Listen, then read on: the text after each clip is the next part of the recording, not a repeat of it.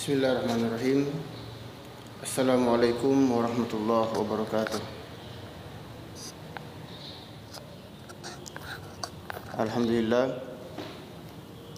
Alhamdulillahirabbil alamin. Assalatu wassalamu ala asyrafil anbiya'i wal mursalin sayyidina wa maulana Muhammadin sallallahu alaihi wasallam wa ala alihi wa sahbihi ajma'in, amma ba'd. Puji syukur kita panjatkan kepada Allah Subhanahu wa taala. Sekaligus kita kirimkan salawat dan taslim kepada baginda Rasulullah Muhammad sallallahu alaihi wasallam. Alhamdulillah, pada kesempatan pagi hari ini kita akan lanjutkan kembali kajian kita yang terputus kemarin karena waktu kita sudah selesai. Nah, masih akan mengkaji terkait dengan sunat-sunat salat. Jadi sunat-sunat salat ini sudah ada beberapa poin yang kita sudah sampaikan kemarin. Selanjutnya kita masuk pada materi lanjutan. Kita langsung pada satu hadis Rasulullah Muhammad sallallahu alaihi wasallam. Jadi Nabi bersabda, "Idza sami'tumul muadzina faqulu mithla ma yaqulu." Jadi itu sabda Nabi. Nabi katakan bahwa jika mendengarkan muazzin berazan, maka bacalah seperti yang dibaca oleh muazzin. Jadi ketika muazzin mengatakan Allahu Akbar, Allahu Akbar, maka kita juga menjawab dengan Allahu Akbar, Allahu Akbar. Nah, ketika kemudian muazzin mengatakan asyhadu an la ilaha illallah, maka jawablah seperti itu juga dengan mengucapkan asyhadu an la ilaha illallah. Nah, lalu kemudian kata Rasulullah sallallahu alaihi wasallam, lalu kamu membaca salawat untukku, kata Nabi. Nah, jadi kita diperintahkan oleh Nabi untuk membaca salawat. Nah, jadi memang salawat ini sama dengan ibadah-ibadah mahdah yang lain. Salawat itu kita yang butuh. Ya, sebagaimana ibadah mahdah, kita yang butuh melaksanakan kewajiban kepada Allah Subhanahu wa taala. Nah, karena itu saudara sekalian, banyak orang yang meremehkan itu salawat, padahal salawat ini merupakan satu ibadah yang bukan cuma kita manusia yang laksanakan. Ya, jadi Allah itu perintahkan kita salat, tetapi Allah tidak salat. Ya, Allah perintahkan kita berhaji ke Baitullah, Allah tidak melakukan itu. Tetapi ketika Allah Subhanahu wa taala memerintahkan manusia bersalawat kepada Nabi, maka Allah yang lebih dulu bersalawat kepada Rasulullah Muhammad sallallahu alaihi wasallam. Nah, jadi menunjukkan kalau salawat ini merupakan satu perkara ibadah yang sebetulnya dia puncak dari ibadah manusia. Ya, karena Allah sendiri yang langsung bersalawat kepada Rasulullah Muhammad sallallahu alaihi wasallam. Nah, saudara sekalian, jadi Nabi katakan fa innahu man shalla alayya salatan sallallahu alaihi biha asyra. Jadi Nabi katakan, siapa yang bersalawat kepada aku, kata Nabi, sekali, maka Allah memberinya 10 rahmat. Ya, jadi kita bersalawat kepada Nabi satu kali, Allah balas 10 kali dengan memberikan rahmat kepada siapa yang bersalawat tersebut. Nah, kemudian mintalah kepada Allah Subhanahu wa taala untukku wasilah. Ya, jadi Nabi perintahkan kita untuk meminta wasilah. Wasilah itu perantara, dan perantara yang paling sempurna adalah kepada Rasulullah Muhammad sallallahu alaihi wasallam. Maka kata Nabi, siapa yang meminta wasilah kepada Allah melalui salawat kepada Nabi, maka niscaya kata Rasulullah sallallahu alaihi wasallam, aku akan memberikan syafaat kepadanya. Ya, jadi dia akan mendapatkan syafaatku kata Rasulullah. Ya, jadi hadis ini merupakan hadis sahih riwayat Imam Ahmad dan Imam Muslim. Ya, hadis sahih. Nah, di dalam mendengarkan suara azan, ya, karena azan ini kemarin kita sudah sampai pada bahasan bahwa itu menjadi bagian dari sunat sembahyang, ya, salat fardu. Jadi disunatkan azan sebelum kita salat, ya, kalau itu salat fardu. Nah, karena itu walaupun misalnya orang sudah azan di tempat lain, tapi kalau sekiranya ada yang tidak sempat ke masjid atau berhalangan dan dia hendak sholat di rumahnya, maka tetap disunatkan untuk azan terlebih dahulu. Nah, jadi sekali lagi azan itu merupakan bahagian daripada sunat, ya, yang dihukumi sunat. Nah, jadi azan dan iqamat. Nah, baik, ya, kita kembali bahwa ini adalah hadis yang diriwayatkan oleh Imam Ahmad dan Imam Muslim. Nah, kemudian ada riwayat, ya, ada riwayat lain yang lebih luar biasa. Ini dijelaskan bahwa siapa yang suka berbicara pada waktu azan dikumandangkan, dikhawatirkan ia akan kehilangan iman dan dianggap sebagai orang yang murtad. Nah, itu bahayanya kalau orang mendengarkan suara azan tapi dia bercerita dengan cerita-cerita yang lain. Nah, karena itu ketika mendengarkan orang azan, ya, maka jawab panggilan azan itu supaya kita tidak sempat dan tidak punya kesempatan atau waktu untuk membicarakan hal-hal yang tidak manfaat. Nah, dalam kehidupan kita ini terkadang memang kita melihat saudara-saudara kita sesama muslim ketika mendengarkan suara azan dikumandangkan, dia tetap sibuk dengan urusan dunianya. Ya, bahkan yang sedang bicara kosong, yang sedang bicara salah, itu tetap melanjutkan itu, padahal dia tahu dan dia paham bahwa ada suara azan dikumandangkan.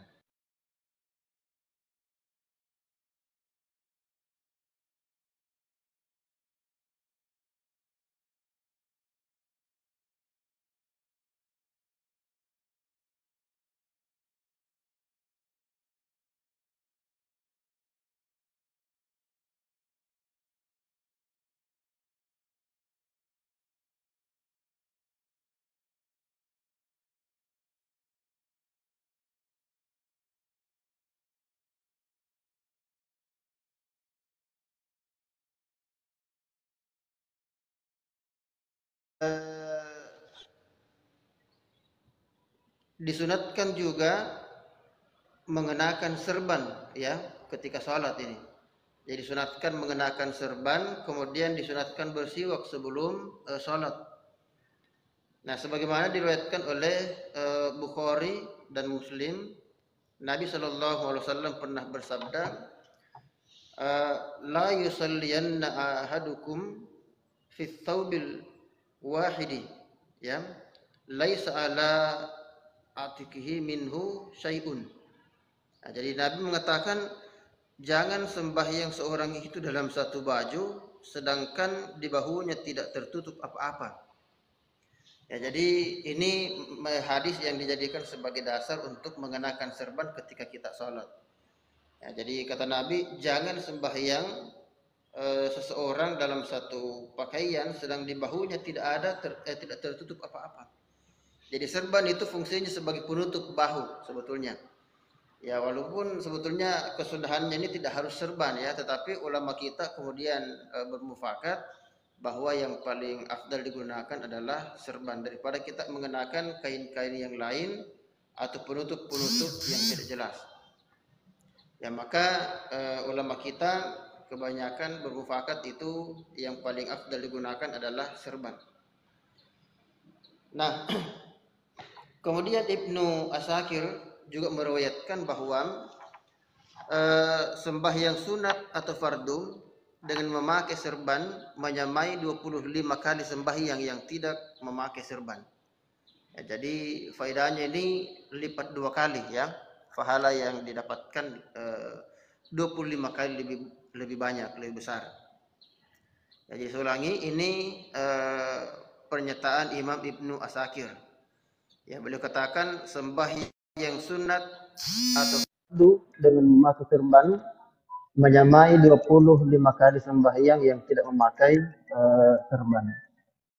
Nah, baik saudara sekalian. Nah, kemudian Nabi SAW juga pernah bersabda, laula ayyasukam ala ummati, ya la amartuhum bisiwaki. Ya, jadi Nabi katakan, andaikan aku tidak khawatir memberatkan atas umatku, kata Nabi, niscaya saya wajibkan mereka untuk bersiwak setiap hendak melaksanakan sholat, ya, inda kulli sholatin. Nah, jadi ini menjadi dalil kesunahan memakai siwak ketika hendak sholat. Nah, jadi ini ada 2 ini yang menjadi yang perlu diperhatikan. Yang pertama tadi mengenakan serban, yang kedua bersiwak. Ya, tapi sekali lagi ini bukan wajib ya, tapi ini sunat. Artinya dalam kondisi yang kita tidak sempat mengenakan serban, tidak sempat bersiwak, jangan dijadikan alasan untuk tidak sholat. Ya, jangan sampai ada mengatakan tunggu dulu, saya tidak sholat dulu karena tidak ada serban. Itu juga lebih salah lagi. Ya, karena mewajibkan yang sunat. Ya, tetapi kalau ada serban sebaiknya digunakan. Kalau ada penutup pada kedua bahu kita ini, itu lebih afdal. Ya, sama dengan bersiwak. Jangan karena tidak ada siwak lalu kita menunda terus waktu sholat. Padahal waktu sholat sudah semakin semakin menipis. Ya, semakin singkat waktunya. Ya, tetapi kalau sempat bersiwak, maka sekali lagi itu jauh lebih bagus kita lakukan. Nah, kemudian saudara sekalian, terkait dengan siwak ini ya, dari tadi ini hadis ini diriwayatkan Imam Bukhari dan Muslim ya, jadi muttafaqun alaih. Ini hadis sahih ya. Kemudian masih tentang siwak. Ya, Nabi mengatakan salat dengan memakai siwak lebih afdal dan lebih utama dari orang yang tidak bersiwak sebanyak 70 kali sembahyang tanpa siwak. Ya, ini hadis diriwayatkan oleh Imam Ibnu Zanjarawai dan disahkan oleh Imam Al-Hakim. Ya, jadi ada perawi yang mensahkan ini, yakni Imam Al-Hakim. Ya, jadi ini juga memperkuat tentang pentingnya kita bersiwak ketika hendak melaksanakan ibadah salat. Nah, namun sekali lagi yang perlu kita jadikan catatan di sini bahwa ini hukumnya sekali lagi adalah sunat, tidak wajib. Ya, tetapi kalau walaupun ini sunat, ya jangan kita pandang enteng karena memang banyak umat Islam juga meremehkan amalan sunat. Ya, jadi kalau kita bisa lakukan bagus.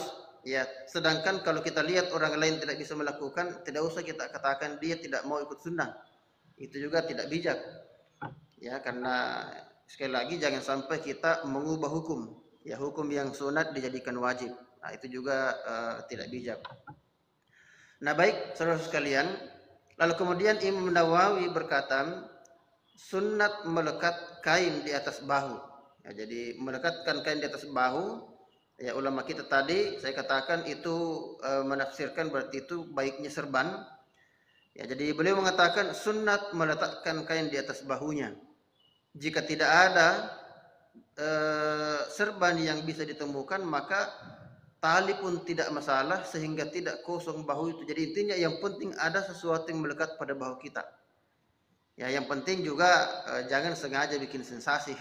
Mentang-mentang ada pendapat dari Imam Nawawi mengatakan boleh dengan mengenakan mengalungkan tali sengaja pakai tali ke masjid. Itu juga tidak bijak. Ya, tapi ini dalam kondisi terpaksa, misalnya kita ingin meletakkan sesuatu di bahu dan serban tidak ada, kain tidak ada, maka saking afdalnya itu bahwa meletakkan sesuatu di pundak, maka Imam Nawawi mengatakan bahwa seandainya hanya tali yang ada itu pun sudah lebih bagus ketimbang tidak sama sekali. Nah, jadi beliau berpendapat bahwa makruh hukumnya meninggalkan itu dan makruh hukumnya juga membuka kepala. Ya. Nah, jadi itu makruh itu artinya tidak membatalkan salat, tetapi kurang layak dalam artian pahalanya tidak banyak ya. Jadi tetap dapat pahala, tapi pahalanya itu sedikit. Nah, ini keutamaan meletakkan sesuatu pada bahu ketika sholat. Ya, jadi sekali lagi saya perlu ulang-ulang bahwa ini hukumnya adalah sunat. Nah, baik saudara sekalian, lalu kemudian Ibnu Hajar berpendapat bahwa siwak dan berserban itu baik, meskipun di tengah-tengah sembahyang jika memungkinkan. Ya, sementara sholat pada saat hendak sholat kita tidak mengenakan serban atau tidak apa ya. Maka di tengah-tengah sholat pun ketika kita ternyata di dekat kita ada serban yang bisa kita raih tanpa harus bergerak berjalan, maka pada saat itu boleh kita kenakan serban itu ya. Tapi ini sekali lagi pendapat dari Ibnu Hajar ya. Ya boleh kita ikuti boleh tidak, karena ini pendapat.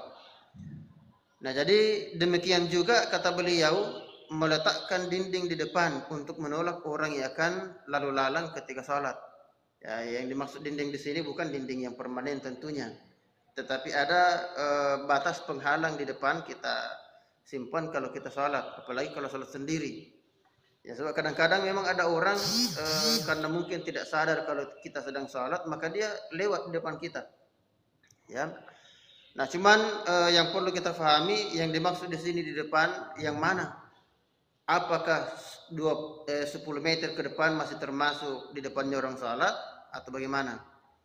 Ya, ulama kita mengajarkan bahwa yang dimaksud di sini di depan orang sholat adalah di tempat batas sujud kita, ya.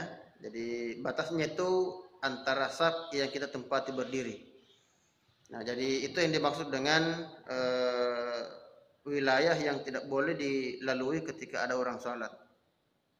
Nah, jadi beliau mengatakan seperti itu. Jadi meletakkan dinding di depan untuk menolak orang yang akan lalu atau lewat di depannya. Tingginya kira-kira 2/3 hasta, ya, dan terletak di depan kira-kira 3 hasta, ya. Jika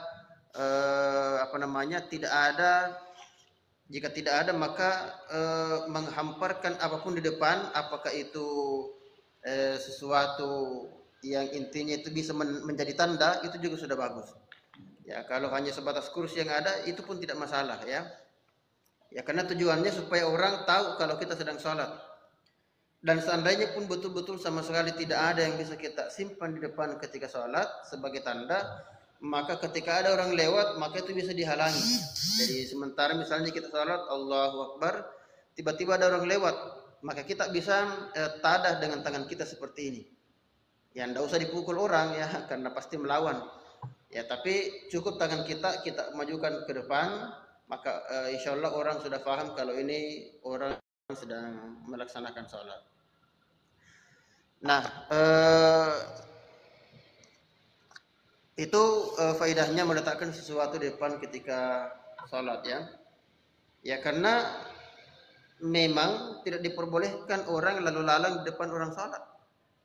Ya, hanya memang dalam kondisi darurat, ya apa boleh buat. Misalnya kalau kita berada di Masjid Nabawi, Masjidil Haram, yang terlalu padat manusia, ya bahkan kadang-kadang orang melangkahi orang yang sedang sujud, itu darurat ya. Jangan dijadikan contoh bahwa itu di Mekah itu orang lewat-lewat di depan tak perlu salat.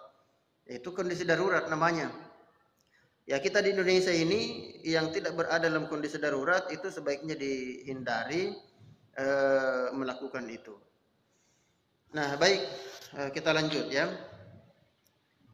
Kemudian Imam Al-Baghawi berkata, jika imam telah menancapkan di mukanya tongkat atau yang lainnya, maka makmum tidak usah menancapkan sesuatu di depannya lagi. Ya, sebagaimana sabda Nabi, "Idza shalla ahadukum falyaj'al tilqa wajhihi syai'a." Jika seorang sembahyang maka hendaklah meletakkan di mukanya tongkat. Jika tidak ada tongkat maka hendaknya menggaris di depannya. Kemudian tidak mengapa baginya apa yang berjalan di depan batas dinding itu. Ya, tetapi intinya ketika imam kita berjamaah, maka patokan kita tentu adalah imam. Ya, jadi itu ya, kalau imam sudah ada tanda di depan, maka makmum tidak usah semuanya pasang tanda semua di depannya. Nah, itu bisa ramai kelihatan, ini ada apa ini? Kok tiap saf ada jarak-jarak pemisah, ada dindingnya. Ya, jadi bagi orang yang salat berjamaah, maka yang menjadi batasnya adalah sesuai dengan tempatnya imam. Nah, ini hadis diriwayatkan oleh Imam Abu Dawud. Ya, jadi ini sekali lagi diriwayatkan dalam kitab Sunan ya, Imam Abu Dawud. Nah, kemudian Nabi Shallallahu Alaihi Wasallam, yang kita singkat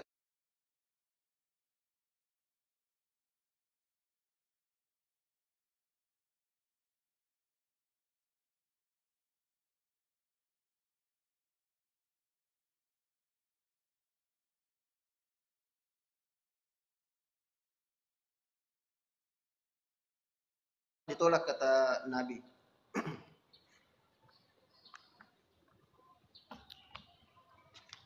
Ya, so ulangi. Nabi mengatakan bahwa jika sembahyang sudah memasang dinding di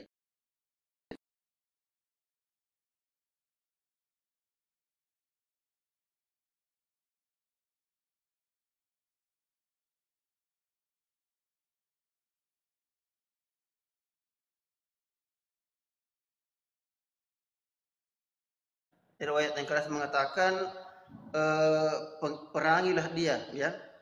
Maka sebenarnya itu adalah syaitan. Ya, tapi ini tentu tidak bisa digunakan dalam kondisi-kondisi normal sekarang ya.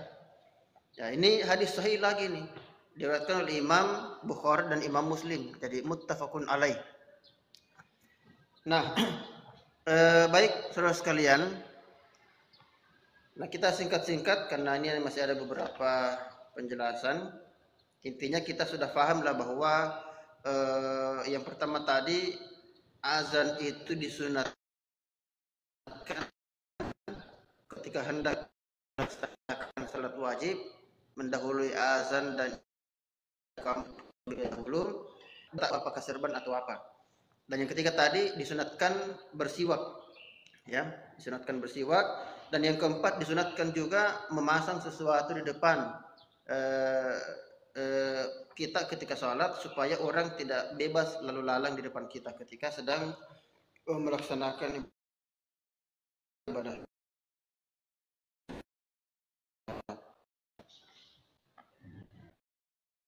Nah, Imam Tabrani mengatakan imam itu juga menjadi dinding bagi makmumnya. Ya, makanya ini memperkuat tadi pernyataan bahwa kalau imam sudah ada di depan, maka makmum tidak perlu lagi pasang dinding. Pasang apa ya? Ya, karena itu tadi memasang pembatas itu hanya untuk menghalangi dan kita sedang lewat karena tahu bahwa kita sedang melaksanakan ibadah kepada Allah Subhanahu wa taala. Nah, kita persingkat saja ya. Masih panjang sebetulnya hadis ini. Tapi intinya kita sudah pahamlah ya bahwa intinya ini kita disunatkan untuk memasang pembatas di depan ketika kita sholat. Nah, baik saudara sekalian, kemudian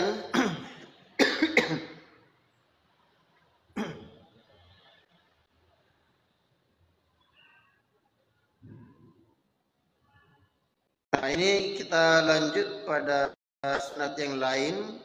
Sallallahu alaihi wasallam mengatakan, hai Rafi, jika kamu berdiri untuk sembahyang maka bacalah subhanallah 10 kali dan bacalah la ilaha illallah 10 kali dan bacalah alhamdulillah 10 kali dan kemudian membaca Allahu Akbar 10 kali. Kemudian baca astagfirullahalazim. Maka apabila Anda membaca subhanallah, maka disambut oleh Allah bahwa ini untukmu. Bahwa ini untukku.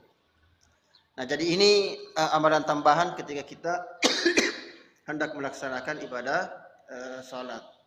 Jadi disunatkan berzikir dulu. Jadi intinya sebetulnya di sini zikir ya. Kenapa? Karena memang begitu banyak orang sudah duduk ketika salat, tapi dia cuma ngobrol macam-macam sama orang. bahkan sudah selesai azan dia duduk di depan, dia sudah punya saf, tapi dengan tetangga sebelahnya yang duduk di sampingnya malah bergosip. Ya padahal dia hendak berhadapan dengan Allah Subhanahu wa taala ya. Jadi nauzubillah, summa nauzubillah. Jadi banyak orang kadang-kadang modelnya seperti itu.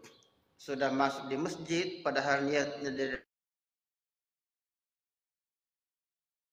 awal mau ke masjid salat, tapi begitu kemudian dia ceritain orang, ya. Dia menggibah orang lain padahal sambil menunggu waktu iqamat. Nauzubillah ya. Nah, makanya dianjurkan untuk berzikir. Ya paling tidak baca subhanallah, ya, la ilaha illallah, alhamdulillah dan Allahu akbar. Ya kalau gampangnya ya perbanyak mengucapkan kalimat tauhid, ya, la ilaha illallah. Nah, itu saya kira yang paling penting, bahwa yang dijadikan catatan di sini adalah zikirnya. Ya jangan sampai tidak berzikir ketika hendak salat. Ya malah zikirnya diubah dengan gosip. Ya, itu sekali lagi sangat tidak bijak ya kalau kita lakukan. Nah, nah kemudian kata beliau, ketika engkau membaca la ilaha illallah, maka Allah menyambut mengatakan ini untukku. Ya, dan jika engkau membaca alhamdulillah, lagi-lagi Allah menyambut mengatakan ini juga untukku. Nah, kemudian jika Anda membaca Allahu Akbar, disambut oleh Allah lagi dengan kata yang sama. Ini untukku, kata Allah.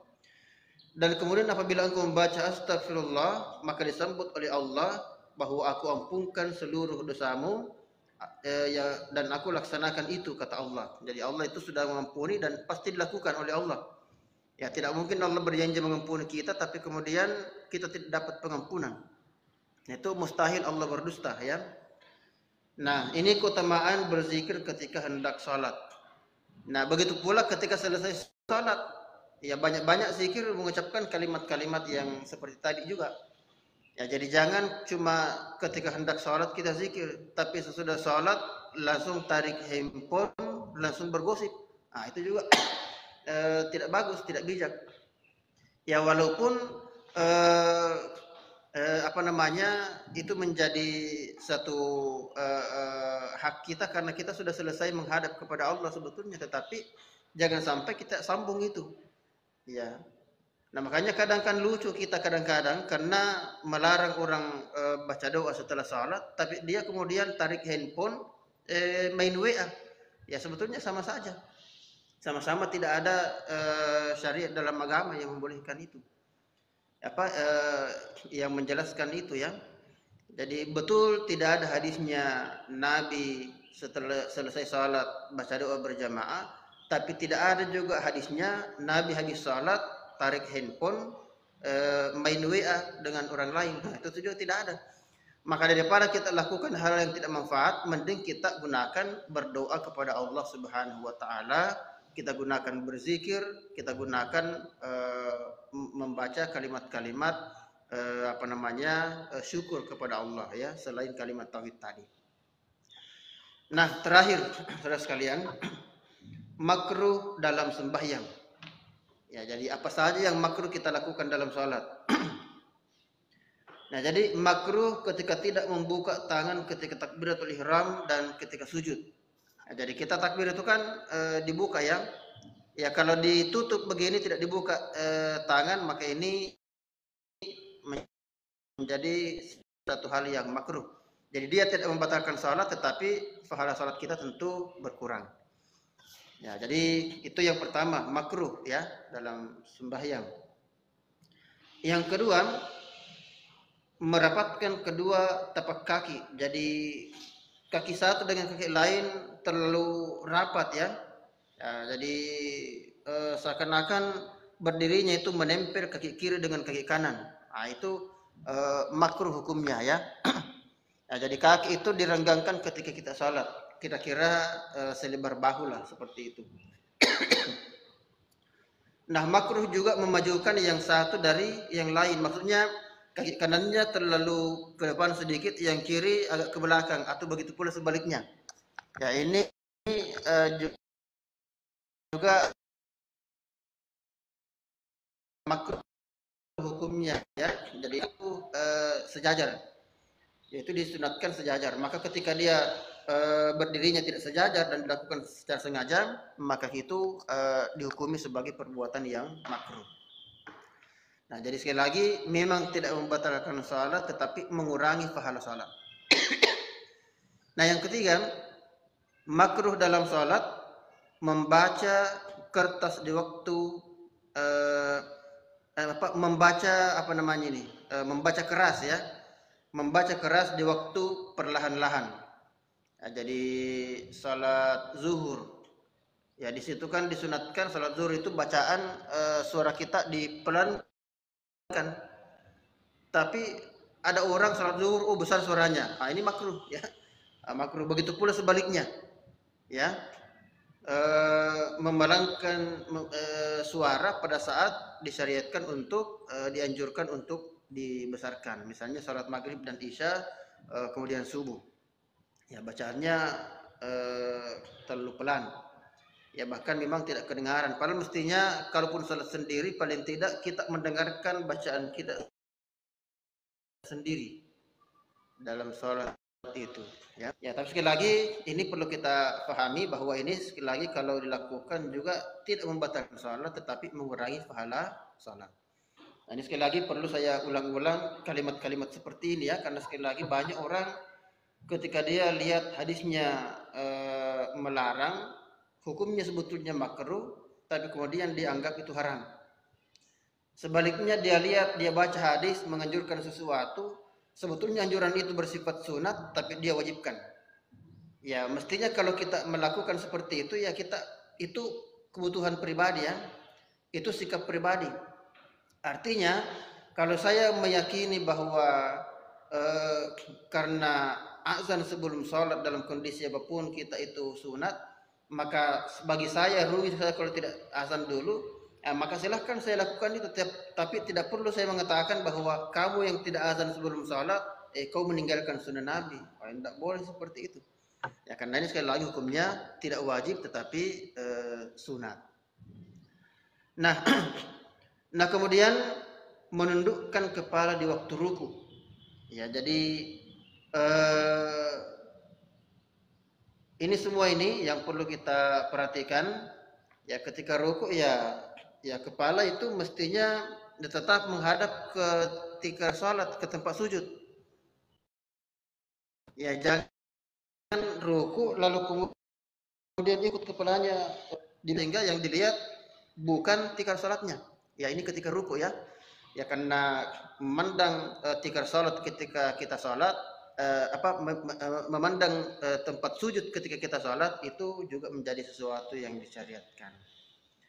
Ya, karena sekali lagi kiblatnya mata adalah tempat sujud, kiblatnya tubuh kita ini adalah Ka'bah dan seterusnya ya. Jadi menundukkan kepala di waktu ruku ini menjadi makruh. Nah, kemudian menyalahi tertib ketika meletakkan anggota di waktu sujud ya. Jadi ketika sujud ini juga perlu diperhatikan ini. Ya, sebelumnya kita juga sudah jelaskan bahwa dalam sujud itu disyariatkan paling tidak ada 7 anggota tubuh kita yang ikut sujud kepada Allah. Yang pertama kepala, ini sujud kepada Allah ketika sujud. Yang kedua telapak tangan. Ya, telapak tangan juga disyariatkan sujud kepada Allah ketika kita sujud. Kemudian kedua lutut ya. Jadi ini sudah 5 ya. Wajah, kepala, kedua tangan, kemudian kedua lutut, sudah 5. Kemudian 2 lagi kaki kita ya. Jadi jari-jari kaki kita juga itu disunatkan sujud ketika salat. Ya, maka jangan dikasih lurus ke belakang, tapi kita di kaki ketika sujud. Ya, ini yang sempurna sujudnya ya. Jadi 7 anggota tubuh semuanya sujud kepada Allah Subhanahu wa taala ketika kita sujud di dalam salat. Nah, baik saudara sekalian, ini saya kira poin-poin yang kita jadikan sebagai satu catatan dalam kesempatan pagi hari ini. Semoga dirahmati oleh Allah Subhanahu wa taala. Nah, walaupun kita tidak sempat membaca seluruh hadis-hadis terkait dengan sunat-sunat yang kita sebutkan tadi. Namun paling tidak beberapa hadis yang kita baca ini itu mewakili dari hasanah pemahaman kita terkait dengan sunat-sunat di dalam mengerjakan salat lima waktu. Nah, saya kira demikian untuk hari ini. Semoga dirahmati oleh Allah Subhanahu wa taala, dan insyaallah kita akan lanjutkan pada kajian-kajian berikutnya. Dan sebelum kita tutup, saya ingin promosi terkait dengan ya. Nah, jadi saya adalah Ketua Prodi Pendidikan Agama Islam Sekolah Tinggi Agama Islam Al-Furqan Makassar. Nah, di kampus kami itu dibuka kebijakan oleh pimpinan dalam bentuk pemberian kemudahan dalam belajar. Kemudahan itu yang pertama rekomendasi majelis taklim ya, perempuan ya. Rekomendasi majelis taklim dengan ijazah 2 tahun terakhir itu diberikan kemudahan berupa bebas SPP selama 8 semester. Yang dibayar cuma uang formulirnya, kemudian administrasi ujian-ujian yang lainnya mulai daripada proposal, seminar hasil sampai pada wisuda itu yang dibayar. Tetapi untuk SPP itu digratiskan selama 8 semester, artinya selama kuliah. Ya, kemudian ada beasiswa rekomendasi pengurus masjid untuk laki-laki ya. Jadi kalau ada remaja masjid yang hendak kuliah tidak punya biaya, begitu pula majelis taklim ada anaknya perempuan mau kuliah tidak punya biaya, itu bisa diambilkan rekomendasi dari pengurus masjid kalau laki-laki, dari majelis taklim kalau perempuan. Ya, dengan syarat tadi, syaratnya ijazahnya itu 2 tahun terakhir, artinya tahun lalu dia tamat dengan tahun ini. Ya, itu boleh digunakan. Nah, kemudian bagi yang lainnya masih ada lagi beasiswa yang lain bagi tahfiz ya, penghafal. Nah, yang hafal 30 juz itu juga dibebaskan biaya SP selama 8 semester. Nah, kemudian kalau menghafal 20 juz itu dibebaskan SPP-nya dengan potongan 75%. Jadi SPP di sini di kampus kami itu semua program studi 1.500.000. Ya, jadi kalau dibebaskan 75%, ya berarti itu sekitar tinggal 500.000 dia bayar. Nah, itu untuk penghafal 20 juz. Nah, bagi penghafal 10 juz itu bebas biaya SPP 50% ya. Jadi dia hanya bayar 750.000 rupiah dari SPP yang ditetapkan, yang sebetulnya 1.500.000 rupiah. Nah, ini boleh memilih prodi apapun, semuanya boleh ya. Jadi di tempat kami ini ada 5 program studi S1. Yang pertama program studi Pendidikan Agama Islam, ya ketua prodinya saya sendiri. Kemudian ada program studi bimbingan konseling, ya bimbingan penyuluhan Islam BPI ya. Ini wilayah kerjanya, kalau teman nanti wilayah kerjanya itu di kantor KUA atau Pengadilan Agama bagian konsultasi keluarga ya. Kemudian ada lagi program studi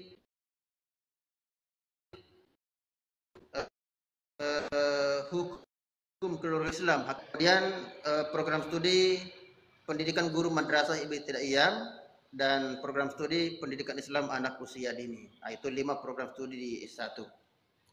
Nah, salah satunya boleh dipilih dan itu merupakan beasiswa seperti yang saya sampaikan tadi.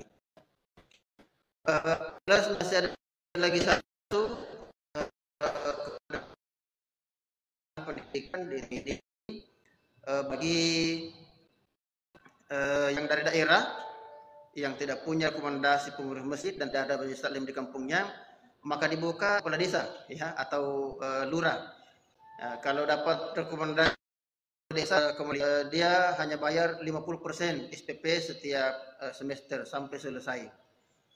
Nah, jadi sekali lagi yang dia bayar hanya pertama uang masuk formulir itu uang masuknya Rp350.000. Nah, kemudian selebihnya SPP itu dibebaskan.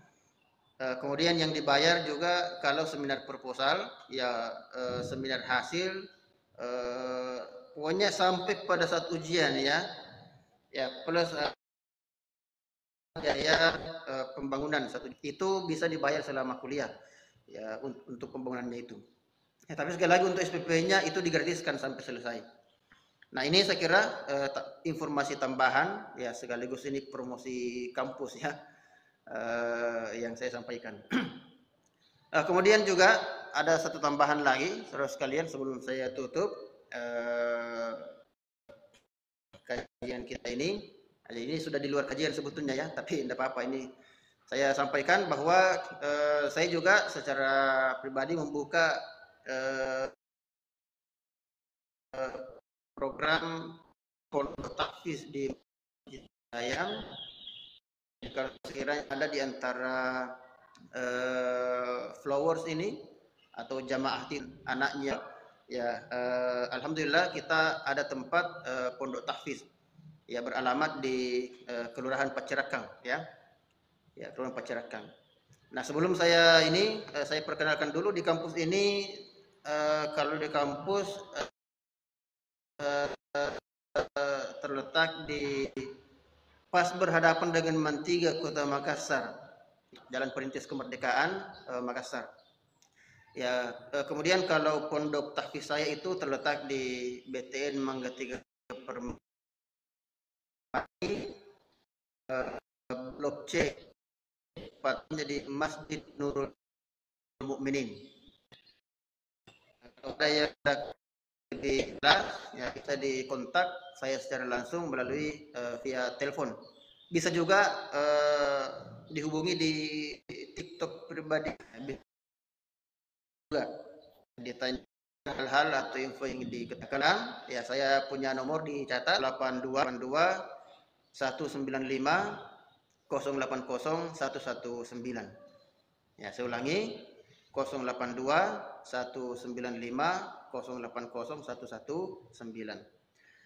Nah, jadi itu barangkali sebagai tambahan ya, tambahan terkait dengan pendidikan bagi yang hendak melanjutkan pendidikan atau baru ingin masukkan anaknya atau adiknya atau saudaranya ke lembaga tahfiz. Nah, saya kira demikian untuk kajian kita pada pagi hari ini terkait dengan keutamaan daripada sunat. Dannya kita akan bicarakan poin-poin yang lain, kita masuk pada bab yang lain. Ya, karena bab salat ini alhamdulillah sudah selesai kita bahas ya. Nanti kita masuk pada bab lanjutan. Nah, demikian. Semoga dirahmati oleh Allah Subhanahu wa taala. Wallahul muwaffiq ila aqwamit thariq. Wassalamualaikum warahmatullahi wabarakatuh.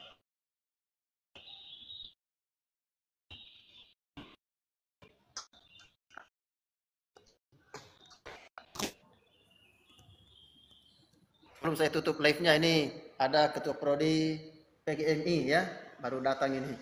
Ketua Prodi Pendidikan Guru Madrasah Ibtidaiyah. Nah, baik. Demikian. Assalamualaikum warahmatullahi wabarakatuh.